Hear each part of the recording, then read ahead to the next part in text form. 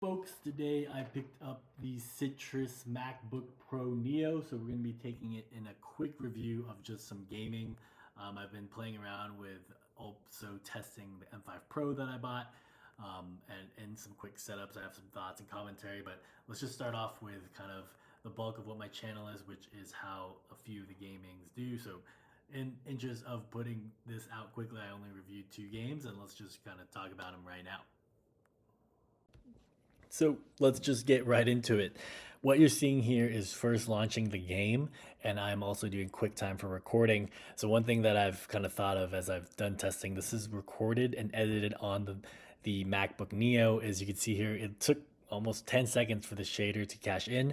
Something that I saw on Reddit was that the Neo has slower SSD speeds, slower than maybe I need to confirm this, the M1 MacBook Air. But basically what you're seeing here is an impact to what I would say is a creator workflow. If you ever use QuickTime to record your screen, you're gonna see some slowdown of the system, which I've never seen before actually in my years of testing the MacBooks. Now pivoting here to what we see from the iPhone recording, we could see the settings are 30 frames per second. So yeah, kind of as people knew or were mentioning in the comments, the benchmark shows 60 frames per second. Now, of course, Dave 2D's model, I think that they're all the same, but they have Touch ID, but people can confirm on that. But essentially, the base model 599 that I have without Touch ID, so I'll just say that I'm speaking on terms of what I was noticing when gaming. I'm trying to showcase here, obviously, the settings you could do. You could turn on frame gen, stuff of that nature. Even with frame gen off, I'm just gonna leave like the raw footage on and just talk on like play. Like when I first showed this video, I crashed right into the wall. I think that with the SSDs slow, possibly even slower than M1 MacBook Air, I've never tested it. It just seemed to me that there was like input lag. Like you could even see here the stuttering when trying to do the mouse, or it's like I'm not sure if it's the trackpad. I try to like I realize when I'm recording, like, oh, I need to show my full input and movement. Like, I don't know. I've talked about, if you followed my channel, like the qualms I have with Dota 2 and macOS with some input lag and stuff like that, how I prefer Windows. Here I turn frame gen, sure, you get an FPS boost. People might say, like, oh, frame gen causes, input delay, but I also tested without. I'm not exactly sure if Metal FX makes it have delayed input. In my opinion, I think it's like a stuttering overloading of the system where, yeah, you get 30 frames per second, but if you're actually trying to game, I would get really annoyed that feeling like, oh man, I'm getting like not, the input's not working. Just now switching gears here to what I'm showing, this choppy thing.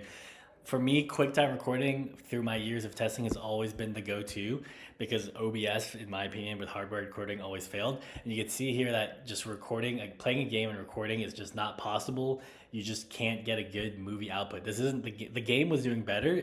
We were getting like encoder overload.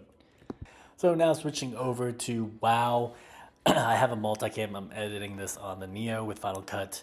So I do an iPhone and I do QuickTime. Surprisingly, I would say with WoW, you actually get 60 frames per second on the default setting it loads to, which for me was 3. So you can see here QuickTime recording. So everything I just said about Cyberpunk, it's like, depending on your use case, you could probably, if it's like, let me think about this. Like, maybe if you do local recordings and you're sharing on Teams and have your video on, that could be graphical intensive. I'll test out like kind of what I would say is a worker experience. Cyberpunk seemed too much stress for the GPU to record.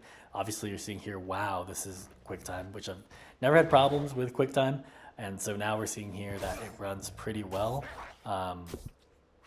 Switching between kind of, obviously in my editing, this seems pretty good with an iPhone camera and QuickTime recording. So, yeah, here I turn off OBS, so there's no section for it, and we turn up some of the settings. It kind of stays at 40 frames per second at 6, and then later I'll turn on to 10 graphical settings, and it gets to 30 frames per second. So yeah, I have this machine. I'm trying to give it to my wife, but we'll see. I'll be testing out for about 14 more days. And I also have the M5 Pro machine that I'm also doing some testing here. So over the couple next days, I'm probably going to be focusing on the Neo to get some content out there, but then also mixing up M5 Pro testing as well. Comparing the two, obviously here I'm editing with Final Cut on the Neo, which seems good. The microphone seems good to me. I will say that I did notice that the camera, in my opinion, I need to do more testing, seems better on the Neo than on the M5 Pro. So now getting a little outside of, gaming, which I've typically done, like you could see here, or you could go back in the video. I have these pop-ups come up. Apologize for that. But basically, it's like it seems like there's a filter, and my wife confirmed this. A filter where my beard doesn't show as grainy, and I can't turn it off. There's no like setting in macOS to turn off this AI filter that makes my face more smooth. I mean, that's my opinion, and I honestly think that the Neo looks better with all my beard and stubble. I also say that there's some things with SSDs. One thing I want to call out here, as I'm like just recording in the kitchen, is you have to update on the Neo, whereas on So M5 this Pro, is the skip it. outro, which is the iPhone. Sorry, can't even speak. The Neo camera and the microphone. Doing the outro, so you can just see. Obviously, I started this one with the FaceTime continuity camera, and then transferred it over. If you don't like this camera and you have an iPhone, you could always get those docks so that you could use the iPhone camera to be the webcam.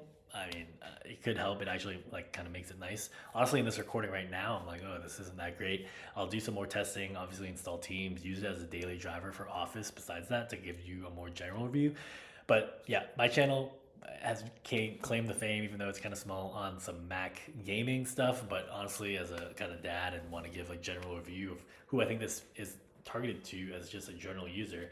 I mean, honestly, I edited this video, tested out some video games. I've been working on installing Teams and whatnot. I'll just say from my testing, being used to an M5 Pro with the speed and fastness there, I do notice like I was setting up both devices at the same time, and M5 Pro was always like loading Docker faster, installing apps faster, stuff like that. That I mean, you know, I'm not gonna say it adds up. It's like little things, but the overall Mac OS experience seems good, and I do like that. Like the colors match. Like everything is like this neon green. I'm not even sure how you do that in Safari. Anyways, if you guys like this video, be sure to check out. I'll be posting more content on the Neo and M5 Pro. I'll see you guys in the next video. Peace.